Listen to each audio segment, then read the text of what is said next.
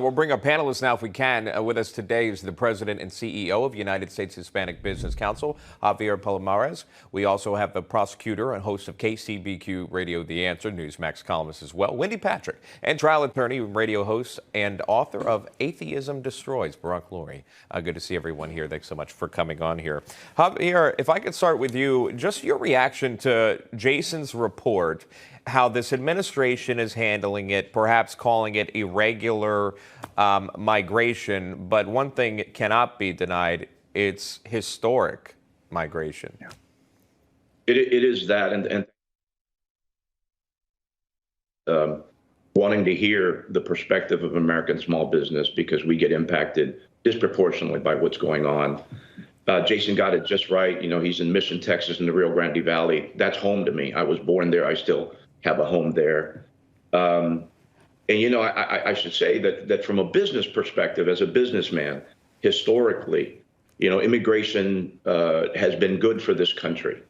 I had the pleasure and the privilege of working with George W. Bush and his institute, talking about immigration reform as an economic initiative for our nation. And there's a lot of proof that it's been good for our nation to a point. You know, there's companies like AT&T and Bank of America and you know, Goldman Sachs and eBay and Google and you were talking about Tesla earlier, all started in America, all started by an immigrant.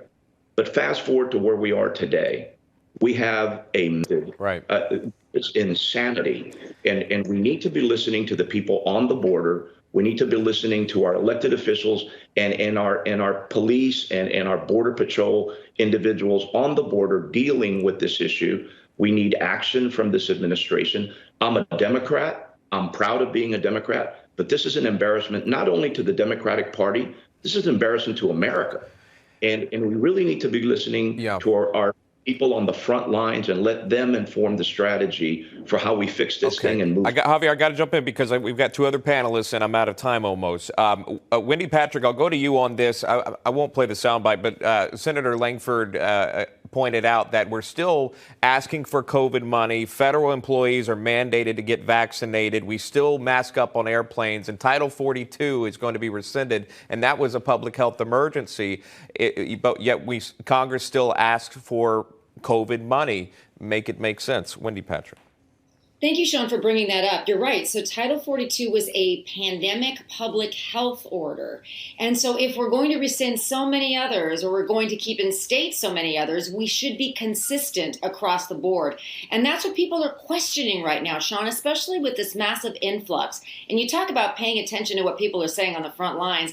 I mean, listen to what Border Patrol is reporting. They are being absolutely overwhelmed with the amount of people coming into this country. We want to take care of people that are coming over regardless. And how do we do that? Where do we put them? I understand, you know, we're busing them to Washington, D.C., and they're turning around and busing them to Miami, right? Red state to red state eventually. But those aren't viable solutions, and they're not sustainable solutions. So, yes, I agree there needs to be more conversation had around whether or not we're really willing to take advantage of, you know, part of how we can solve the public health problem without being able to mismanage this enormous influx of people. And Barack, just final thoughts to you on this, and just to point out, I believe it's 1.7 million that were deported or sent back due to Title 42 since 2020, an effective tool. Final thoughts, Barack Lurie, and then we got to go. Yeah, and I think this is, it's hard to deny that this administration, the Biden administration, actually wants this to happen. It's all their actions appear to be with the intent to get as many migrants as possible through the American border for some sort of other agenda.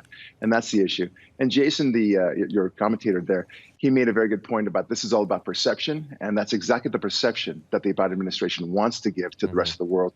Come on in. We need to have a huge amount of illegal immigration right now. Javier Palomarez joining us live, as well as Wendy Patrick, Barack Lurie. We thank you so much. Hope you have a great weekend, guys. Happy Easter. Yeah. Happy Good Friday. Yeah. Happy Easter.